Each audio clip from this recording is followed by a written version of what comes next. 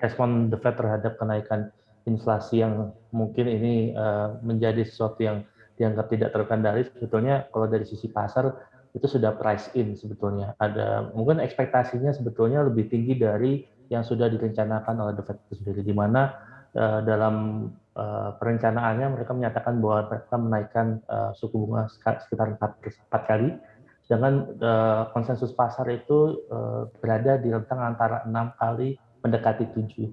Tapi memang sekarang yang menjadi concern adalah bagaimana ini dibaca sebagai interest rate, karena terkadang di saat-saat seperti apa yang terjadi di Ukraina ini, interest rate ini kita terkadang sedikit mix dengan apa yang terjadi misalnya dengan perang di Ukraina. Jadi memang naik atau tidak turunnya ini berkaitan dengan apakah ini isu fundamental ataukah mungkin lebih ke arah noise itu sendiri. Tapi ekspektasi kami memang seperti disampaikan sesuai dengan schedule juga, Maret ini akan ada kenaikan. Memang sekarang concern-nya adalah berapa persen. Ada beberapa yang menyatakan masih konservatif di 25 basis point, ada yang menyatakan di 50 basis point. Tapi di luar itu sebetulnya yang paling menjadi something to watch for the market is actually the QT itself, ya. Jadi kapan itu akan dilakukan? Memang benar The Fed menaikkan 25 basis point. Ekspektasi Anda terhadap kebijakan Bank Indonesia seperti apa? Sebetulnya kalau dilihat semenjak terjadinya COVID itu sendiri dan beberapa kali posisi yang lebih hawkish itu sendiri, kita melihat terjadi koordinasi yang luar biasa. Satu, pertama, pimpinan The Fed ini relatif lebih komunikatif, jadi segala sesuatu yang berkaitan dengan kebijakannya sudah dikomunikasikan ke publik dengan lebih baik. Yang kedua, kami rasa dan kami yakini bahwa di antara pimpinan lembaga moneter di dunia ini sudah melakukan koordinasi lebih lanjut. Jadi, kalaupun memang akan ada respons, saya rasa sudah diinformasikan di rapat-rapat sebelumnya atau rapat-rapat terkait Bank Indonesia. Beralih ke Pak Dimas. Pak Dimas, kalau menurut Anda seperti apa ekspektasi dari keputusan The Fed di hari Kamis pekan ini?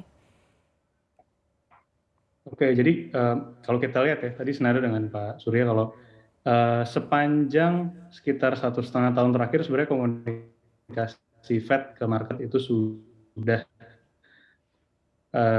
jauh lebih baik ya dibandingkan sebelumnya. Paling shocknya itu tinggal pas akhir November kemarin ya.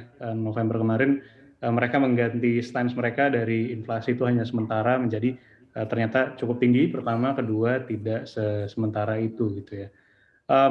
Tapi kemarin terakhir Powell hearing di saya agak lupa Senat atau Kongres mengatakan mereka leaning towards 25 basis point increase gitu ya. Jadi harusnya sih tidak akan ada shock sama sekali karena guidance tadi jaraknya sangat dekat gitu ya dengan FOMC meeting minggu ini, kurang lebih cuma 2-3 minggu ya. Jadi tadi dari sisi kemungkinan juga 25 basis point sudah sangat strong gitu ya. Walaupun inflasi tinggi, sangat tinggi dibandingkan dengan framework The Fed gitu ya, long term di 2%, tapi kita nggak boleh lupa bahwa framework Fed salah satunya juga adalah unemployment rate. Ini situasi yang terjadi dengan adanya konflik regional, mudah-mudahan tetap menjadi konflik regional ya antara Ukraina dan Rusia, tentunya mungkin bisa merubah ekspektasi pertumbuhan ekonomi global, termasuk pertumbuhan ekonomi US juga. Jadi mungkin ini yang akan menjadi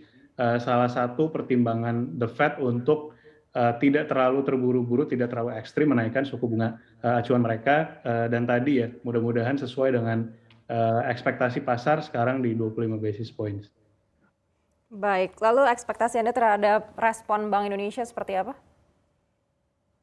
Oke, guidance dari BI juga bisa dikatakan sangat jelas ya.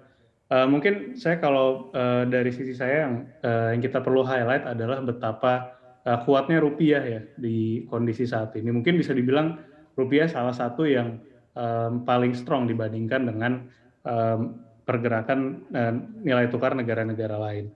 Bahkan dari awal, kalau nggak salah sekitar 2 mingguan sejak Rusia mulai menyerang ke Ukraina, Indonesia itu bisa dibilang ketiga ya, mata uang kita paling kuat dibandingkan negara-negara lain. Jadi walaupun di tengah pergerakan US Dollar Index dan mata uang lain yang sangat volatile, kita masih sangat kuat. Nah, Sebenarnya kalau kita mau lihat berkaca ke tahun 2013 dan 2015, saat itu bahkan sebelum Fed menaikkan federal fund rate mereka, kita sudah melakukan policy ahead the curve gitu ya. Saat ini kemungkinan besar kita tidak perlu guidance dari Pak Peri Warjio kemarin mengatakan bahwa kita lebih menungguin gitu. Menurut saya ini sangat sesuai dengan kondisi fundamental Indonesia yang sudah jauh lebih baik dibandingkan dengan sebelumnya. Jadi kita lebih menunggu pergerakan inflasi yang sudah cukup tinggi dulu sebelum BI menaikkan suku bunga acuan.